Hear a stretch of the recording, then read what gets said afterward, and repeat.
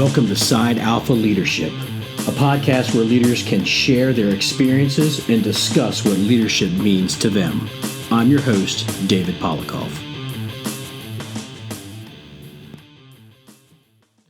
Hello and welcome to this month's edition of Side Alpha Leadership Podcast. I'm your host, David Polikoff, and no stranger to the show, I've got my good friend and colleague on here with me, Sam Villani. Sam, welcome back to Side Alpha Leadership, and I know a few things have happened since we last talked, so go ahead and fill us in with some of the good news before we move into our topic. Yeah, man, thanks for having me on again. I can't wait for this pandemic stuff to be over so we can actually do this in person like we used to. Which was a blast, and I enjoy this, but it's nice to see, hang out too. So I'm sure we'll get there here this summer maybe. But so since I guess the last time I've been on, I've been promoted to Battalion Chief. I finally got a permanent position, and have a shift, and I'm just now getting to settle in because I got promoted, and then 2 weeks later, our second child came 4 weeks early. So, absolutely, and congratulations on that. I know you're in a house full of women now, so you're going to have to go grab some golf clubs and a couple beers when the weather breaks, and go out and smack some balls around the golf course. Absolutely. Maybe smoke some cigars while we're out there. But yeah, so like the last time we talked, you were a bump up battalion chief, and you were still a captain, but you were operating in that battalion chief role, and then you got promoted in December. I didn't even have to make a personal visit to the headquarters or anything like that, telling them what a mistake they were going to make if they didn't promote you. I knew it was going to happen, and I'm very happy that it did. So you got promoted. You got your assignment. You're in an urban battalion that actually goes anywhere between downtown high-rise urban to no hydrants farm area. So you've got a pretty vast area. Can't fail to mention that you've got CSX, which is railroad, metro, above ground and underground, as well as the river that runs through the southern end of the battalion. So, and also hazmat is in your first year as well. So the hazmat unit. So you're surrounded by special ops, and you're no stranger to the special ops arena, being a radio guru guy. For those who've taken our command class, Sam is my radio guy, also the guy I bounce stuff off of. So, all in all, congratulations on getting promoted. Proud to watch, you come through the fire service as, as a firefighter, then as a lieutenant, captain, and now the battalion chief, and second kid is in the books, and surrounded by ladies in the house. It is what it is. And now we got RJ. We just got to get RJ promoted. He's on the lieutenant's list, and get him promoted in his jurisdiction. So if his fire chief is listening to me, which I know he's listening, he's been on the show before, promote RJ. And then that way we have the Capitol Fire Training will have its cadre of not only of excellent instructors, but also excellent line officers and command officers. And one of our other colleagues, Kevin Larkins, he's studying for his lieutenant's test now in his jurisdiction. So I have no doubts that Kevin will do well and be promoted, and it'll be nothing but officers teaching for Capitol Fire. So bonus. So yeah, that'll be awesome. Yeah, man. So with all that being said, today I wanted to kind of dig into like the communication aspect of leadership, and I know that it's a very vast topic. And I know that you've got your heels rooted in communication. We talk about radio work and things like that, but drilling down into it, I want to talk not about radio communications or communicating on the fire ground, but more of, we'll talk a little bit about that, but more of communicating to the people that work with you, your captains, your lieutenants, and your firefighters, as well as communicating to our upper management, whether it be, our duty chief, our duty operations chiefs, or our division chiefs, or the fire chiefs that are out there. So we want to talk about how we communicate with them. Now, it sounds like you're using a blender in your kitchen or something, man. Are you making mixed drinks? I'm making tea. So I've I've reached critical weight, and I joke that I got the COVID-20 and not the COVID-19. So no drinking, and I just brewed an iced tea, so that was the ice going in. There you go. So I was wondering if you could hear that or not. I guess these mics are pretty sensitive. So. Not only can I hear it, but the hundreds of thousands of people that listen to this podcast could hear that you're drinking tea. So make sure you got your pinky out when you're drinking that tea. But no, seriously, I want to talk about the communications, talking to how we would talk to our bosses to make sure that they're informed. That's very important. But also, how do we talk to our people that work with us and that we work for, I should say, as a battalion chief, I always say I work for my people. I'm their advocate. And, how do we talk to lieutenants and captains? How do we get our message across?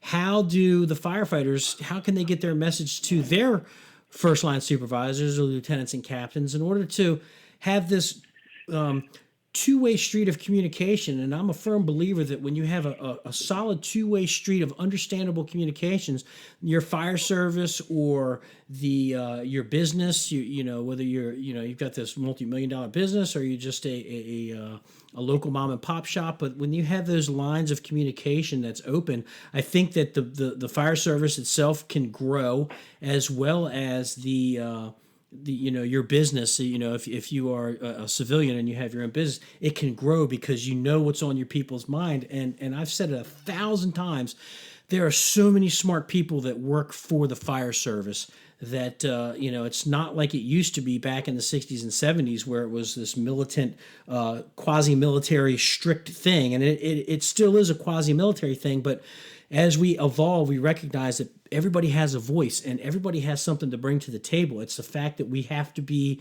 able to put our ego in check and be able to listen to the person that has 1 year on the job, because maybe they see things in a different perspective and they can maybe bring things up that we haven't thought about, or we've been thinking about it, but they're looking at it as in a different angle, and could easily solve a problem that we may have been stewing over for months, if not years. So let's dive into that, Sam. Let's start talking about, when we were firefighters, how did you get your point across to your officer, whether you were a volunteer or career person? How did you convey that information to be heard, but not to be overbearing or a know-it-all? What were some of the things that you do, and what do you want from your people as you stand now as a chief? Yeah, so as a firefighter, I just tried to be open, open and honest about anything that I either didn't understand or wasn't comfortable with, or if there was an issue. And try to make sure they knew as much as I knew about it, so that we could get ahead of it. Because, the big, I think it's not unlike society. We do have folks that are passive aggressive, and, passive aggressiveness, it does not work well in the fire service. I think it breeds a lot of problems. You gotta have the intestinal fortitude to come forward with your concerns and get it out there. And you just have to know, if you grew up in a passive aggressive household and that's how you operate, you got to tuck that away while you're at work and realize that getting ahead of it and getting it out there, it's not going to hurt you. Folks are going to respect you for it, and it's going to address the issue head on, instead of you tiptoeing around, being uncomfortable. And I think we've all seen it, where you get somebody on a shift or at a volunteer fire company, and they're uncomfortable with something, or something's not working out for them, or there's a personality issue, and they'll tiptoe around it. They're buddy to the person's face, and then behind their back they're bashing them, and that creates such a toxic cocktail for culture in the fire service. So it's hard for some people. I realize, people that we grew up where our parents' children. But the fire service, I think, has a lot of great examples of people who are willing to put their foot forward, address an issue. And sometimes it's tough. It's a tough step for folks to make, but you just got to keep it in the back of your head that taking that step gets to the issue headlong. It's going to make you feel better at work. It's going to make everybody feel better and everybody be better. So you got to just suck it up and do it. Yeah, I think that, from a management standpoint, you, if one of your firefighters brings something to the lieutenant or the captain, that captain or lieutenant has an obligation to hear them out. If you were to just throw your hand up and dismiss them right away, you're creating an environment where you're never going to have this culture of to be able to change, or this culture to move forward if you have that whole I'm the boss, it's my way or the highway type of attitude. And I know we have broken through a lot of that. I see a lot of it in the battalion that I work in, just going around, and people are comfortable talking to their bosses. And when I'm in the firehouse, when I'm doing my rounds, 100%, I have no problem with a firefighter coming to me and wanting to talk to me directly. They don't have to go through their chain of command. I mean, unless they're trying to get something formally done, like something put on the schedule or something like that. But if they just have a question, there should be no reason why a firefighter can't go to his battalion chief if they're standing in the station and say, "Can I ask you a question?"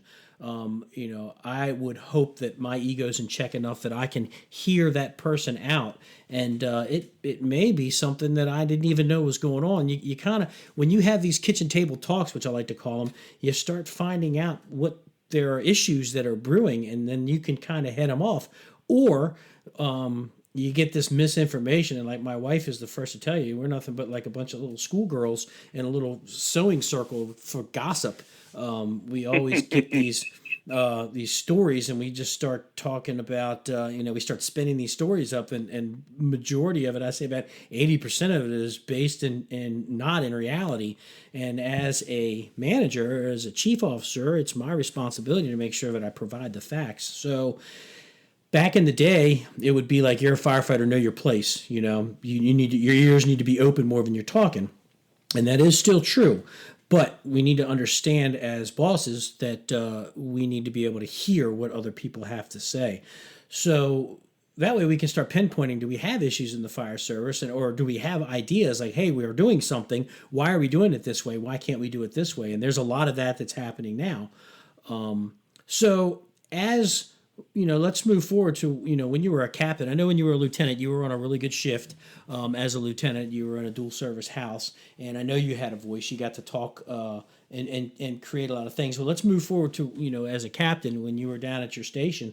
Did you breed an environment to where firefighters can come and knock on your door and talk to you, or did you have to have everything funnel through the master firefighter or the technician, which is like our first line of supervision? Yeah, and definitely I think it's a nouveau officer approach, but it's how I am.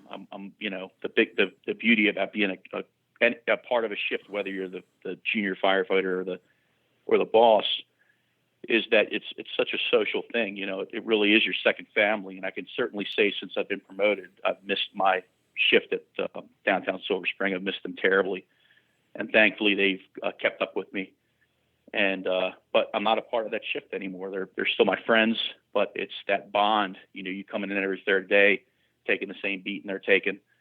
But instead of sitting in the office, I very rarely was in my office. I would go in my office at night when things calm down and get the paperwork done. Or first thing in the morning, I'd get in at like 5 a.m. If I had something to knock out, I'd knock it out between 5 and 6. But I wanted to be open and available to everybody on the shift and be with them. We're a very busy firehouse. So if I didn't take advantage of the time we had together in the kitchen or in the day room to talk, or even if we're, try to put drills together, planning a family event or something like that, we didn't have, we couldn't sit around all day. We were too busy for that.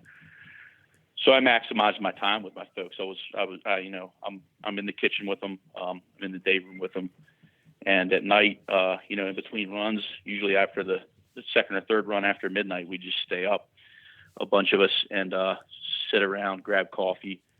And I really miss that. I miss it terribly. And but I think what it did was it fostered a completely open line of communication between them and I. So I was certainly the captain, and I didn't have to I didn't have to ask for their respect.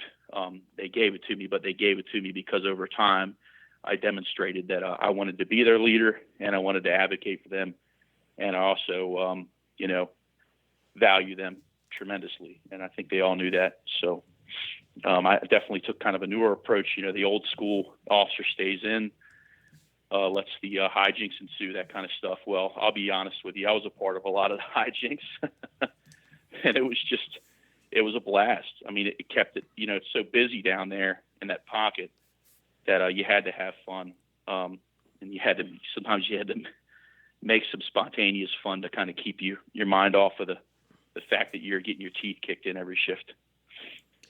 And that's, I want to talk about that a little bit, but, I want the people that maybe aren't in the fire service to understand, when we talk about hijinks, we talk about having a good time and practical jokes and things like that. Obviously, nothing that's going to cross the line of, racial barriers or anything that's illegal, but the good natured ribbing and fun.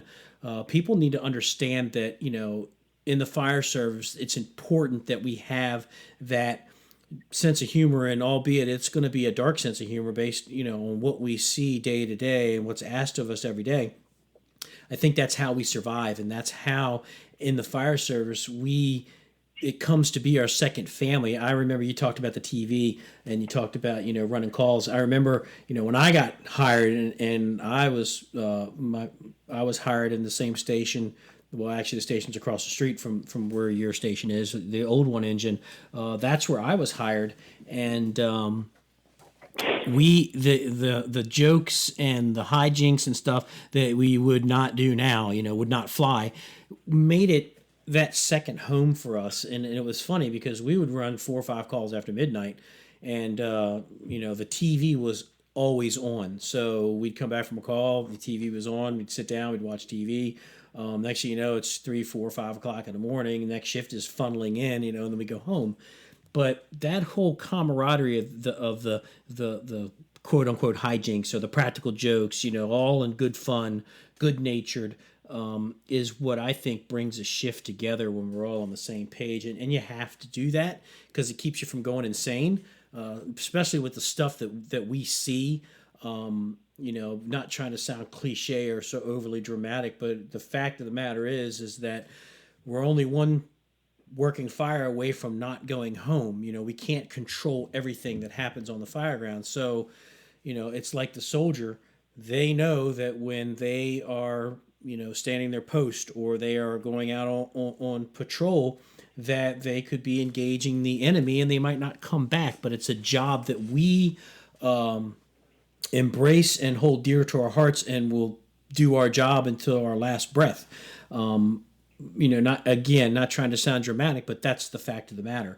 So one of the things that I wanted to touch on, and this took me a long time as an officer to relinquish, was I felt that everything had to funnel through me as the captain.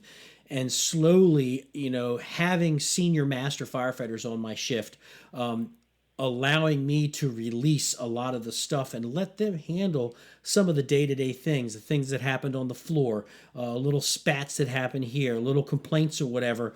I found that the masters were starting to be my buffer where they were kind of handling that stuff. They already had the answer, didn't have to go through me because they knew what the answer was. And then later come to me and say, hey, this happened and this is how I dealt with it. And it really opened my eyes that, hey, I've got some really good people that are underneath of me that are capable of handling some of this stuff. I don't have to be the end-all, be-all to make decisions. And as I'm slowly moving forward now, towards the end of my career, I'm looking at it as I want my guys and gals to make decisions. I want them to take matters into their own hands when something happens right away, and to be able to make a decision without having to pick up the phone right away and make a phone call and say, how do I do this, when they already have the answer. Obviously, there are some things that have to be run by me, but what I like more than anything is when I get a phone call from a captain saying, these are the following things that happened. This is what I did. I just want you to know. And if I need to tweak it, I tweak it. But I'd say 99% of the time, I'm like, good deal, move on. I'm good with that. So, using the lieutenants and using those master firefighters or your technicians or whatever to handle those lower level issues on the floor, it strengthens them to be able to make decisions as they move forward in a career. It also shows that you trust them and you respect them and their decision making process to handle things. What do you think about that? No, exactly. It's all about you kind of foster an environment of openness where they're not going to be afraid to call you. They know that they know you want to hear from them, good, bad, or indifferent, and B, you're putting yourself out there. So, like for example, yesterday I went out and did rounds, and I had zero to convey to them. I didn't sign any paperwork, didn't have to talk about an issue. We just had regular conversation. Sometimes I'll come in with a topic I want to talk about, something about tactics, or, I usually put that in my morning lineup. And then if I go out for the rounds, we'll talk about it. But yesterday was just one of those days. It was like, I just want to go out, say hi to folks, see how they're doing, talk about things, and not anything specific. And I think that kind of helps to foster that thing that, hey, when Battalion Chief Villani comes around, he's not coming around to issue paperwork or address an issue. He's coming around regardless of whether there's an issue or whether he has to handle something, to be open, because sometimes there's things that if you're not showing up, if you're not putting yourself out there for them, they're not gonna let you know about it. Maybe it's an issue that you can nip in the bud early, or it's a conflict, a personality conflict, that kind of stuff that you can help diffuse before it gets bad. So just being, every day you go out, you don't have to have an agenda. You just have to go out, and my shift chief actually does that. He'll come out just to say hi, doesn't have, he'll answer questions, that kind of stuff. And he doesn't announce it. Like, I don't know, he doesn't say, hey, Sam, I'm going to be in your battalion. He'll just, he kind of has a regular schedule. He pops in, says hi, answers questions. And I think that's pretty cool that he does that. And it's certainly, the whole mentoring process of mentoring me along as a new battalion chief, I see him doing that. I wanted to do that already anyway, but it kind of reinforces that behavior that, hey, man, I need to get out here for these folks. I don't need to be stuck in the office. If I have paperwork to do, not unlike when I was a captain, I can get it done early in the morning and late at night. But during the day, the day's for the folks that I take care of. I want to make sure I'm there for them. Yeah, I think that it's a decent point that you brought up. I remember when I was a master firefighter, and the battalion chief or the duty chief would show up at the station. Usually it was the duty chief. And, everybody, as soon as he'd walk in, the first thing the captain or the lieutenant would say, like, oh, what's going on now? And eventually the chief would say something along the nature of, like, oh, how come every time you think I come in here, it's always bad news? And the typical answer always was, that's the only time you show up, is when it's bad news. We never show up just to show up. And I've heard that so many times throughout my career, and you would think that eventually this stuff would start to sink in, especially when it was the master firefighters and the lieutenants that were saying that, and now those guys are upper management, that they would just say, oh yeah, I remember I used to say that all the time, and then close the door to their office and then you never see them. So it's one of those, you can't just show up as the boss only when it's bad news. It's nice just to show up and say, what's up, guys? And what's going on? Or, hey, I heard that fire you had the other day. It sounded like you guys were doing it. What was going on? And really engage them in a conversation. That's what I do. When I go out on my rounds, I look forward to going out to see the guys. And my guys know that, if you don't want me to stay for a long time, don't start talking fires and tactics and stuff like that, because I'll stay. But if, I like popping in, just, hey, what's going on? What's coming down the pike? Anything new? Anything I need to be aware of? How your guys doing? What you guys got planned? Stuff like that. It's usually 15, 20 minutes, just BSing with the captain, talk to the guys real quick. And then I move out to my next station. Obviously, if there's something that's brewing, then I'd be more than welcome to, happy to sit down and discuss whatever's going on, especially when they have questions. And I get that, with some of my lieutenants. They'll say, hey, what do you think about this? Or what do you think about that? Or, hey, what's your reaction to this? And it's nice to be able to, they know that eventually I'm going to be coming by their firehouse during that day, and they don't have to call me on the phone. They know they're going to see me. Which brings me to my next thing. You had talked about, as the captain, you didn't hide in the office. You were out with your guys, and then when the day started to wind down, you went back into your office and did your paperwork. And that's one of the things. If anything, with this conversation that we're having now, and if there's any bosses that are out there that are listening to this, my biggest pet peeve is for you guys that working in upper management where you're doing admin stuff, you have to get out of your office. You have to get away from your desk. You have to go to where the rubber meets the road and find out how these guys are doing. Obviously, if you work in New York City, the fire chief or the chief of the department can't go and hit every single station, because there's, you got thousands and thousands of employees. But for most jurisdictions, where you're talking to anywhere from 1,500 or less employees, it's feasible to get out there to talk to the people to see what's going on. I like to call it taking a pulse. You want to find out what's going on. You'd be surprised. These people really want to meet the bosses. They want to see the bosses. They want to talk to the boss. It's nice to have that FaceTime. Me personally, I don't care if I see the bosses or not. I mean, I can talk to them on the phone. But the lieutenants and the captains and the firefighters that are in these stations, they got lots of questions. And, for them to call me, and I'm like, it's a good question. I don't know. Then I got to make a phone call. And then maybe that person has to make a phone call. It's just so much easier to be able to get away from the desk, get in your car, and drive to a station and just say, hey, you know what? These 4 or 5 stations, meet me at station so-and-so, and we're going to BS for an hour or so. I've got some time today. So as upper management, I'm telling you guys, you got to get away from your desk. You got to get out and hear what the people have to say and talk to them and maybe throw some hints out there of what's coming down the road, and then ask them questions, engage them. Hey, what do you think about this? What do you think about that? The biggest thing that firefighters, or the number one thing that firefighters are known for, is giving their opinion. They will tell you exactly what they think with respect of something that they like or dislike. And that's the only way you're going to get a true answer to what's going on in there. What's your feelings on that, Sam? Yeah, no, exactly. And I was kind of thinking about it and chuckling, like, if anything, come out for sanity's sake, because, I can imagine having to act on stuff all day from the desk.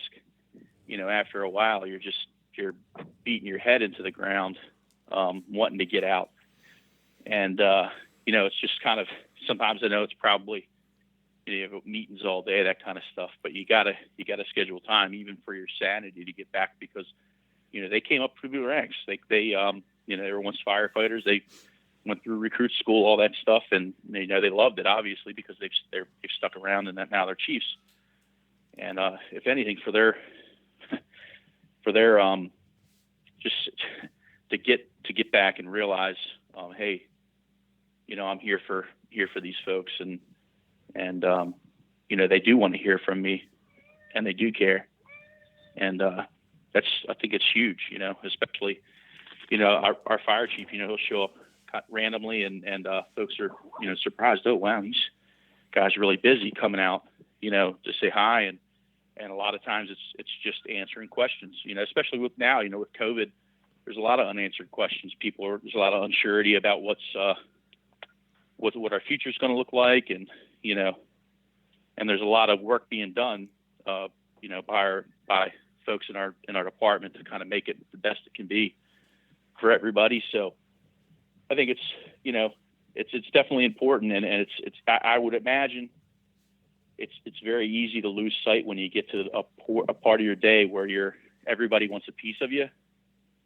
But, you got to get out there and say hi. I think, there are folks in our department that do that. And I'm ever grateful for it when I see them. And I know the folks are too. It's nice to be able to see that person. And I know there are organizations, we have friends that work for different departments, and you hear them talk about, I've never seen my fire chief. I'm like, it just blows my mind. I'm like, my fire chief texted me as a lieutenant. I've known those folks, and they've dealt. I don't think we've had a fire chief that hasn't been completely open, had that open door thing where you could talk to them, and they would give you some honest appraisal. Right. And it's funny. I had it's triggered a couple of thoughts here. I had a boss not too long ago who I sat down and we talked, one day on duty, and he confided in me that he was a true introvert, and which is a rarity for firefighters because most firefighters are, type A personality, extroverts, live flying by the seat of your pants type thing. This guy was a true introvert. And we talked about, going out and visiting stations, talking to people. And he told me, he said, Dave, I got to be honest with you. He said, I am uncomfortable walking into a firehouse and, seeing, all the firefighters there and everything, knowing that, I'm their boss or their boss's boss. He said, the moment I walk into the firehouse, I'm looking for an exit.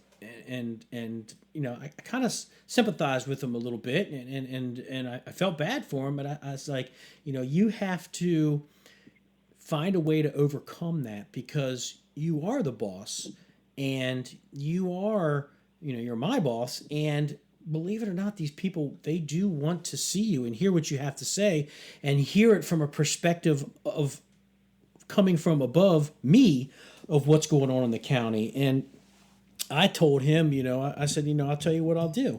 I said, you and I can go meet at a station maybe once a week, and we'll just, in my battalion, and we'll just go talk to people. You sit down and I'll initiate the conversation, and you can sit next to me, and eventually these questions are going to get thrown out that I'm going to turn to you and let you answer these questions, and you'll find that these people aren't going to bite your head off. They're going to hear what you have to say, and they're going to have questions. And the one thing that I back it up with, and I'm going to tell everybody this right now, it is okay not to know something. It's perfectly fine, because the moment you try to fake it, they're going to recognize it right away. And any credibility that you have built and any trust that you have built with your people will be gone in that instant, and it's going to be very difficult to build it back. So if you don't know something, say, great question, I honestly don't know, but this is what I'm going to do.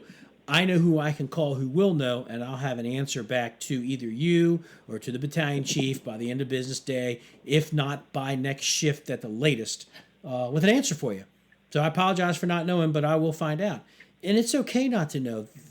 As battalion chiefs, and I'm sure you're seeing this now, Sam, we get inundated with so much stuff that we have to remember, and phone calls that we have to make, and certain people that we have to notify when certain things happen. Things slip through the crack. And I tell you what, in my contacts list on my phone, if I dial this number, underneath that number is a note saying that when you talk to this person, you also have to talk to this person, and this person. Because if I don't, I'm going to forget. Yeah.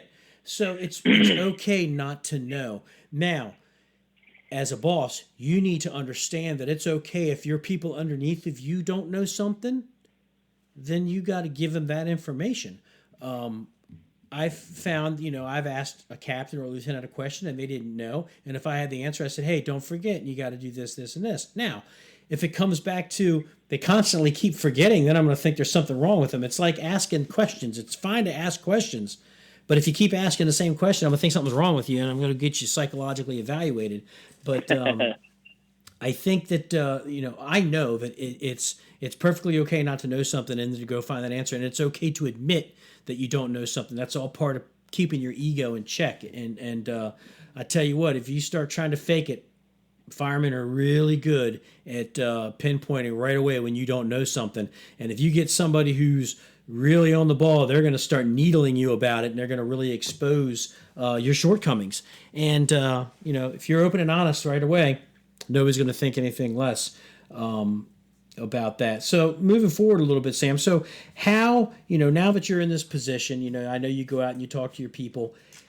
I guess when it comes down to communication, you're going to run into these issues where they don't agree with whether it be a policy or an order that's come out, or, it's just something that's come out in left field. You have no idea where it came from, and they just totally don't agree with it. How do you approach things like that?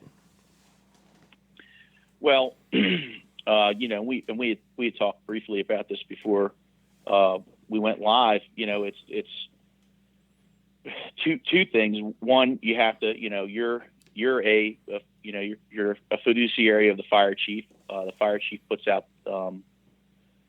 either a general order or a policy, and it's your job to enforce it. And a lot of times it's tied to either safety or the benefit, and welfare of the people we serve. And if there's an issue with it, you just gotta have to communicate with your folks. Listen, you have to document if this policy or direction isn't jiving with how you operate. You have to document it and formally document it. Going back to the firehouse and bickering about it, and they're against us and this and that. You get into that you'll hear from time to time people, just the negative Nellies that are, they're out to get me. They're it's us against them. Well, no, they're making policies. They're the leadership of our department's making decisions based on data, and everything's data driven these days. Well, if you're not putting in your report, you run a call and you're not putting in your report actually what that call was to shortcut your incident report, the data's not going to be there.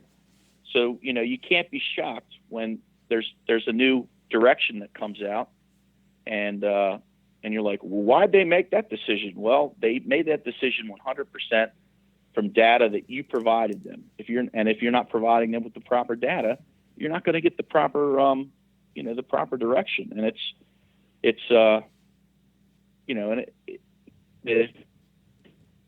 the onus is definitely on the company officer. That's really where the rubber meets the road in the firehouse, to ensure that, these things are documented. And certainly if something comes out that you're adamant is going to be a detriment to the public or a detriment to the firefighters, you bring that up to your boss, you bring that up to your battalion chief, and then your battalion chief can bring it up to to his boss. But it's the whole thing that, what's the old adage, two things that firefighters hate, how things are and change. Yeah. The way things are and change. Yeah. So it's, and when they, you'll get, and again, as a new leader, I and I think you do a great job of mentoring me along that way. It's like, listen, even if you don't agree with something, it's not your job to go in there and be like, yeah, I don't agree with that either. That's stupid, whatever. It's your job to ensure they're following the policy. And again, making sure that the actual, if there's data that, or if there's information that is going to say, hey, listen, we need to revisit this. They're going to revisit it. They're not going to say, oh no, we put this out. We're not going to change. If they find out, through the right means, again, documenting when things aren't the same as as they should be, and doing it the right way, and not getting into that negative slant about, hey, they're just doing this to, because of X, Y, and Z. No, they don't just sit up there in the morning and spin a wheel. Oh, hey, let's do this policy. There's in every organization, not just in public safety or in government, private sector is hugely data driven as well. It's why you go to Amazon and you type like the first three letters of what you want. Typically you find the best deal and it's in Prime and you get it the next day. That's all data driven, but they're getting the right information, via feedback and that kind of stuff and buying trends. They're getting the right information. But if we're the end user of the product, which is, let's say it's our incident reporting system, and you're not putting the right stuff in there, you're shortcutting. They're not going to get the right information, and that's where you end up with the issues, right? Yeah, I think there's a couple things I want to touch on that you mentioned, but the whole Amazon thing. I think what's funny is I think Amazon sends me crap that I didn't even order, and then when I get it, I was like, crap, I could really use that. So I think unexpected gifts, man. I think they're spying on me. I call it Amazonesia. I don't remember ordering that, but goddamn it if I can't use it. You brought up something about data driven, and I remember, I guess back when I was a lieutenant. And when we were changing over to the CAD and the new mapping system, remember we had those maps that were like 5 foot by 6 foot, and we had to unroll them, and we had to go out in our first due area and check every street, and we had to highlight with different color markers, and they meant different things. Do you remember that? Yeah, that was pre-PS 2000. Yep. Right. So we had to go out there and we had to go through the streets, and then eventually people were just like, "Man, this sucks. This is terrible. This is just wasted time." And they started pencil whipping stuff. And then what did we find out about 3 or 4 years later with our maps? They were wrong. Yeah. There was a lot of streets that didn't go through. The hydrants were where they were supposed to be. It was just a mess, and they call that garbage in, garbage out. If you're going to get into it, what you put into it is what you're going to get out of it, and it goes back to these reports. We've got some, our reporting system. People want to get back to sit on the couch. So they'll run a call. It may have come in as a fire alarm or something like that, or whatever. Pick your poison, and you roll up on the scene, and you had food on the stove, no extension, but you had some smoke, and you blew it out, and you went back, and then they fill out the report. They'll put automatic alarm, and then they'll find something that they can tie it into being food on the stove, but not a fire, so they don't have to do the longer report. So then all they're getting is this BS report that doesn't really describe what you had. And when you start getting thousands and thousands and thousands of that, they're going to look at the data and go, well, crap, we're not running any fires in any buildings. When in a sense, we're running food on the stove. There was no extension, but had that food on the stove been brewing maybe 10, 15, 20 minutes longer with nobody finding out, well, you had a kitchen on fire. So it's that information that has to be captured. You have to get that factual information. And it all goes back to from your boss. Don't you want your boss to tell you the truth? Don't you want them to give you the best information that's out there in order for you to do your job? Well, the bosses need that information from you. So it's a two-way street. They need to come out and talk to you to find out what's going on in the fire service and in operations. But you also need to let them know what's going on when you're running these calls. And that's how, we see these trends and these statistics. And like you said, everything's statistically driven. That's the only way we can figure out, the type of calls that we're running and where do we need more fire departments or fire engines, or where do we need to move trucks around and stuff like that. So it's a huge wheel, and we each play a part of that. The second thing I wanted to talk about is the whole, trashing the organization as management, as a battalion chief. If when I got promoted to battalion chief, I sat down and had my interview with the fire chief at the time, who's no longer there, but we had talked, and I said, look, I view my position as battalion chief as this. I have 1 foot in operations with the fellas, and I have 1 foot at headquarters in management. I said, I am your bridge that goes from what's happening on the floor and and I'm the bridge for what's happening at headquarters for my people. So I'm the person that you need to come to if you want to find out what's going on.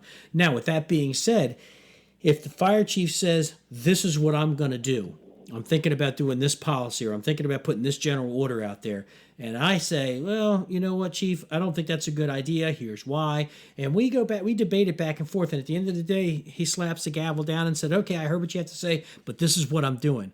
I still disagree with it, but the moment I walk out of that office, I am carrying the fire chief's flag. And it is an absolute huge disservice. It's a cop-out if you turn around and tell the people, I disagree with what the fire chief's doing, and we're only doing this because he's making us do this. You have done nothing but poison yourself. People are going to look at you in the brief and say, right on, chief, you're with us. But eventually they're going to look at you saying, like, this guy's all about himself. He's all about, he's not for the good of the organization. So whether you agree with something that's happening or not, providing it's not making you do something that's illegal or immoral or goes against county law or state or federal law, you carry the fire chief's flag and you do it. We have a policy that came out not too long ago, and people asking me what's my opinion on it, and I said my opinion is irrelevant. This is what the fire chief wants done. This is what we're going to do, and we're going to do it to the best of our ability, and we're going to make sure that we all go home safely. That's my answer. Whether I agree with it or disagree with it, it's irrelevant because it's already come out. And most people might look at me, and say like, well, you have to have an opinion. Sure, I have an opinion. But the fire chief has already said this is what we're going to do, so this is what we're going to do. How do we make that change? We back it up with facts. Here's why it's not working. Here's the information, the documentation that we have that shows that it's unsafe. That's the stuff that you put on there. Bitching and carrying and complaining about it, like we like to do at the coffee table, is one thing. But actually having the hard data saying that over the last year we've run this many calls for this type of incident, and this is what we actually had. Here's the percentage. Now you can take that raw data back, and hopefully the chief, whoever, whatever organization you work for, whether it's a chief or a boss, can put his ego in check and say, you know what, this information has proven me wrong. We're going to tweak this a little bit. I hope that that's the end result. How do you feel about that, Sam? Yeah, no, I think that's absolutely it's on point. And again, it goes back to the fact that the fire chief was once a firefighter, and they still have some semblance of perspective of what what it's like to run these calls, and have to either coming up with shortcuts or that kind of stuff because something's not fully addressed. And having that perspective, I think if something comes out that's not necessarily it's not working, and it's not like it's not like people are coming up with these things out of the air. It's they're not pulling them out of the air, out of the sky. They're literally, it's 100% out from the data that we draw from incident reporting, or whatever, different calls. We do our significant incident report. We might have a series of fireground issues from significant incident reports that might generate a change in the way we do something. And if that stuff isn't in there, it's not gonna help. And certainly, if something's put out there that's not working for us, and what I mean by us is it's not helping us do our job to the fullest extent to help the community that we serve, then through the right way, pardon me, through the right ways, we have to get that information to leadership so they can make the adjustments, because that's what they want. We all want the same thing.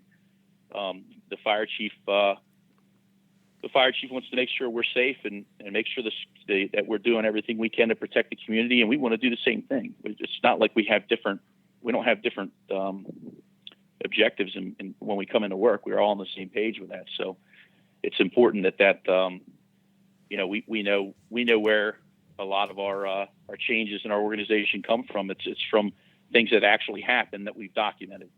So if the things have actually happened and we haven't documented them, you're handicapping your leadership and making sure that we're delivering the best product to the folks that we serve. 100% agree. And again, you can't be that person that's going to go up there and pound your fist on the fire chief's desk or on your boss's desk, whatever line of work that you're in, to demand change. You have to be able to back it up with facts. I want to transition for the last part of this conversation. We're going to talk about communications on the fire ground, which is one of the things that I've told my guys, that providing they give me good intel, I'll continue to let them do their job while they're on the fire ground. And what I mean by that is that, when I see something that's happening to the building, if it's on fire or whatever, I'm going to call you and say, what's going on? And you have to be honest with me and with the incident commander in order to allow the operation to move forward. As a battalion chief, when I'm in my vehicle and I'm running an incident, my number one goal is to make sure that you are as safe as you possibly can be in a burning building, to do your job. And in order to be able to allow me to make decisions based on the information that you're giving me, it has to be good information.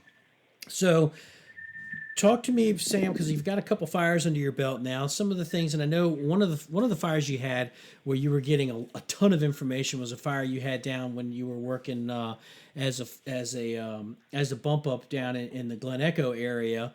You had that. I think it started on the exterior and it kind of got inside, or vice versa. But there was a lot of information coming to you. So talk a little bit about the communications that you're expecting to give on the fire ground, and then what you're expecting to receive on the fire ground, and how that kind of plays into your attack, your fire attack. Yeah, it goes back to the expectations you have for your folks, and even though I was a bump up or a temporary guy, while I didn't put a formal set of expectations out, I had conversations. Hey, listen, give me the information. You know, we have this LCAN format of reporting. Give it to me before I ask for it. You know, the whole push versus pull. I'm seeing things on the outside. You might be having a completely different experience on the inside. Well, I'm not going to know that unless you give me that information. And you know, it's certainly if conditions are changing in there, if you're not pushing that information to me, I'm not going to be able to effectively manage the incident. I might be seeing, oh, it looks like they're making okay progress, and meanwhile inside, you know, it's in the knee walls or you know, in the attic, it's not the Charlie side, and my view's obscured or whatever. So getting that good information, and you know, the radio's busy as it is. It's, you know, so you don't want them pushing every little thing to you, but it's like, give me regular updates as things change. So if you have the fire knock, you think you have it, give me an LCAN, give me an update, let me know what's going on, and then we can adjust from there. So, you know, if you give me an update that doesn't match up with what I'm seeing, you know, we've got to start thinking about redeploying resources and that kind of stuff. And you know, you get these older houses that are all broken up, older Cape Cods that have been renovated, legacy type 3s that have, you know, the hairy homeowner renovations where things are dangerous. From the outside, the house looks normal, and the inside, between, you know, the increasing issue we have with clutter and, you know, folks just, you know, doing these crazy renovations to these houses, you know, it really can handicap us. So it's important that the folks on the inside are giving you the information so you can make the best choices based on what they're telling you and what you're seeing. So I know there's two examples I want to bring up. One was a fire that I was on, and the other one was a fire that one of our colleagues was on, and I talked to him a little bit about it, and he had told me some things that were happening, and it all came back to the type of communication that he was getting back. But the first fire that we had was about a week or so ago, and it came out as a fire on the deck in my district, and we arrived. The first units arrived on the scene. He said they had a large volume of fire to the rear of the house. And as they're giving their report, I'm pulling up, and what I saw was this long rancher style house that sat shotgun or sideways on the property, and there was a lot of fire that was coming from the back of the house that was coming over top of the roof line.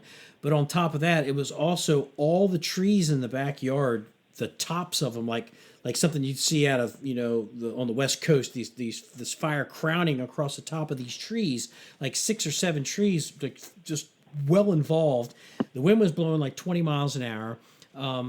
I had flying embers that were hitting the house next door, like baseball size style embers. You know, it looks like I had a lot of dynamic things going on. Directed the first company to go to the rear and start a knock there, and I had smoke coming out of the house, so I could tell that I actually had fire in the house. So I directed, you know, the second due company to go in and start attacking whatever fire they had.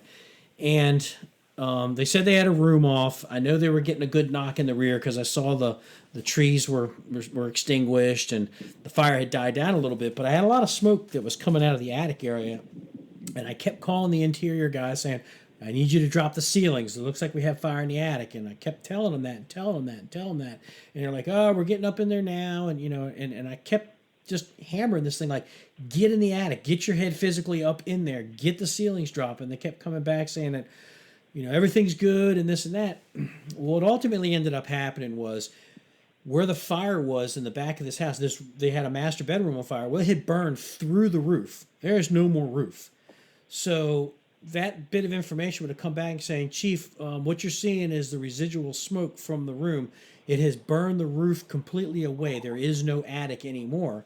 And that's that whole communication where I could have come back and said, okay, now I got it. You know, and I didn't recognize that until I got out of my car after it was all said and done. I kind of looked at the damage they had, and I was like, wow, you guys actually had no roof. And they said, yeah, that's why it wasn't in the attic. And I'm thinking, had you just given me that CAN report, you know, and I think in their way they were trying to say, like, hey, Chief, it's not in the attic.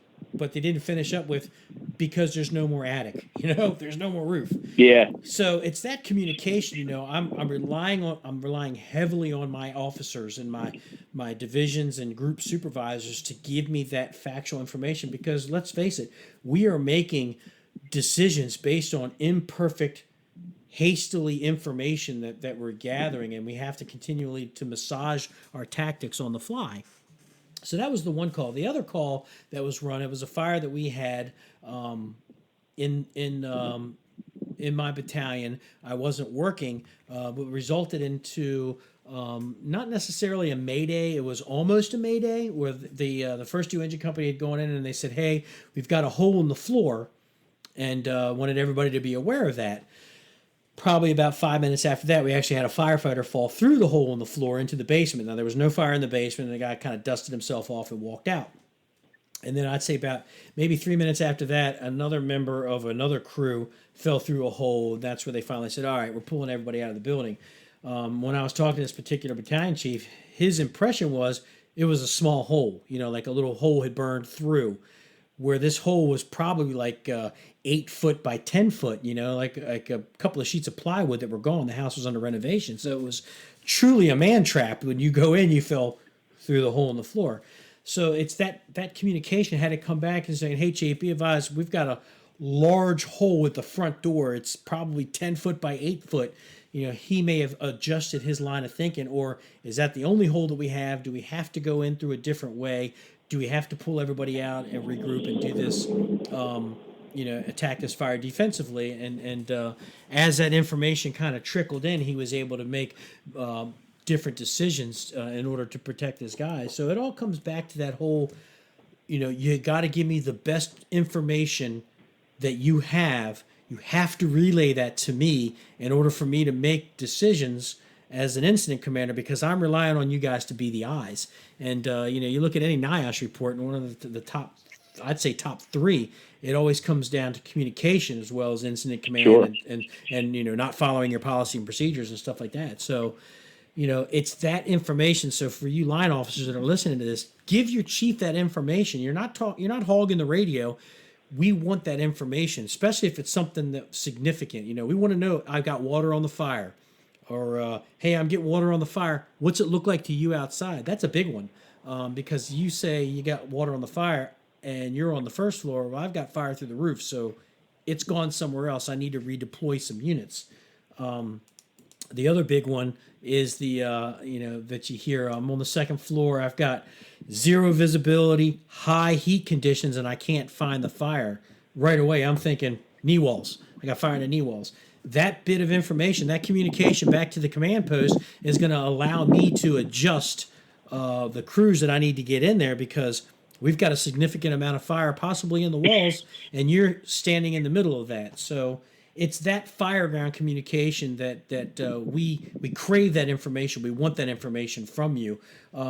How have you started to pick up on a lot of that stuff now, Sam? That you're in your battalion now. You may not have had any fires, but you were a bump up for quite a while, relying on that that factual information coming in. Yeah, and like you had mentioned, about asking about Elgin Lane, that fire, where I was getting a lot of feedback. And early in the incident, we had a pocket of what the fire investigators said was a pocket of natural gas. It was the smoke explosion that blew out a few windows and blew out the French door assembly in the front. And I completely missed it because it was on the back end of a transmission from a unit that had self-deployed.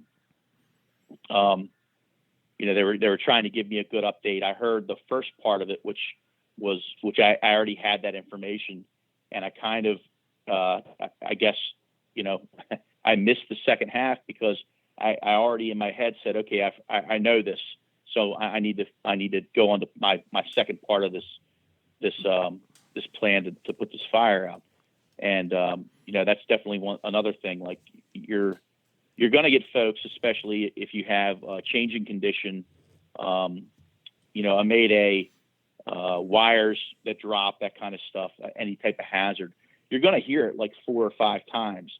But and it does get frustrating, but you have to in some of those, repeated transmissions of the same thing, there might be something else that's of value to you information wise. So, don't completely discount a return from somebody giving you a condition that you already know about, that somebody already has told you about.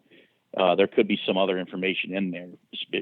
Sometimes it'll be on the tail end of the conversation, or it'll be in the beginning, and it's easy to okay, I'll formulate my plan here. I already know this information. I'm moving on, and then you miss something. So that was definitely a valuable lesson learned early on. I totally missed that. I didn't see it. It wasn't a loud concussion, and nobody else said anything about it. That was another thing, because it didn't affect the outcome of the incident. Everybody continued to work. I had an outside team putting the exterior fire out. I had an inside team on the second floor pulling ceiling and getting it in the attic, and they were all giving me good feedback.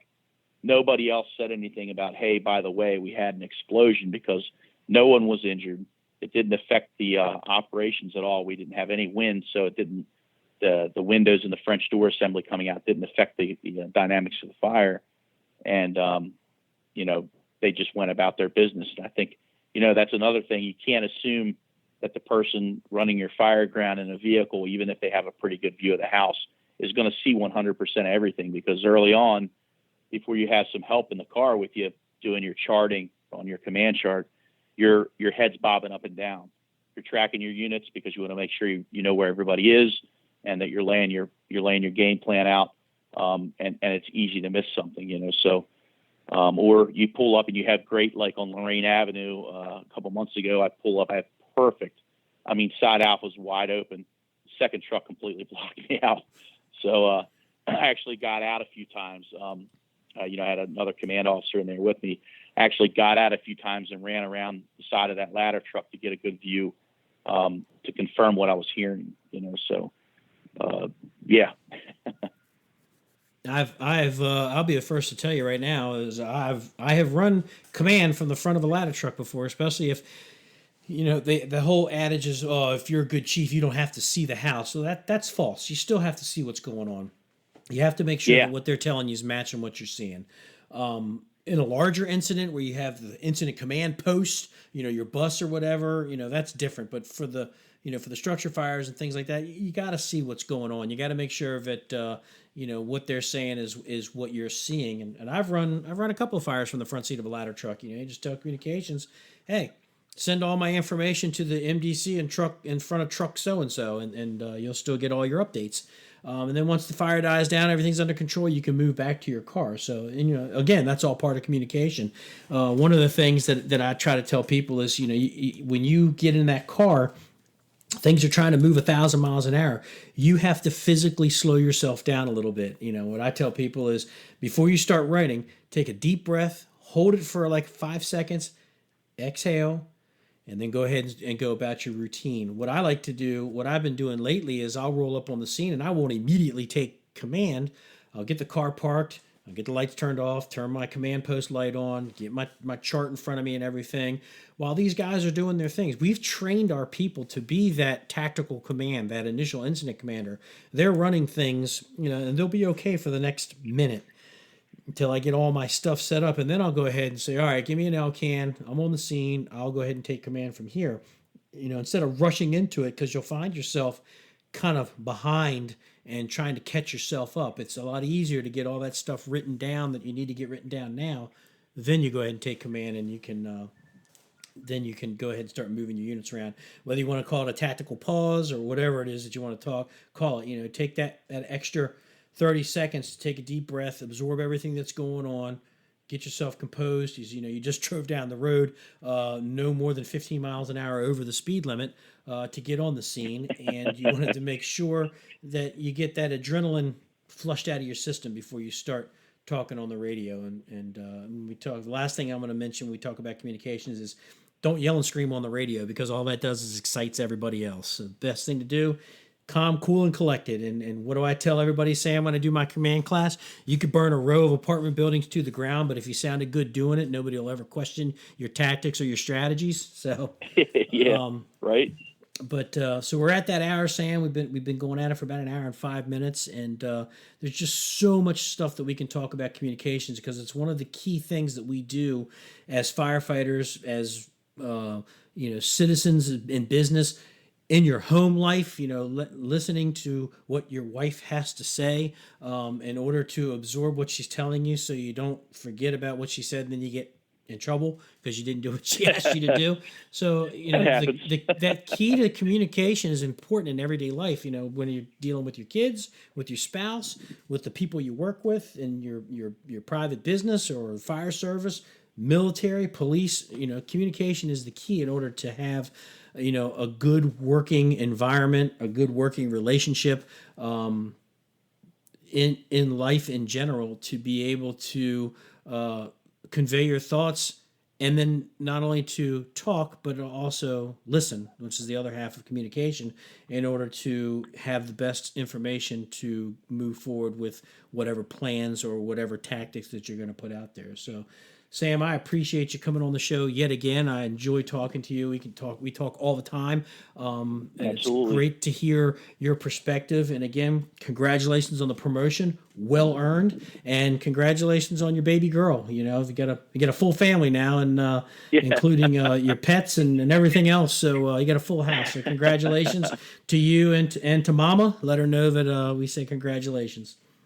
Yeah, sure thing, man. Thanks again for having me on. It's been a blast. I always enjoy this, and I'll definitely send my regards to the missus, and thanks for the well wishes for baby Leela. She's doing well. Fantastic. All right, Sam. Be safe out there, and I'll see you on the fire ground. Sounds good, man. Looking forward to it. All right, take care. You too.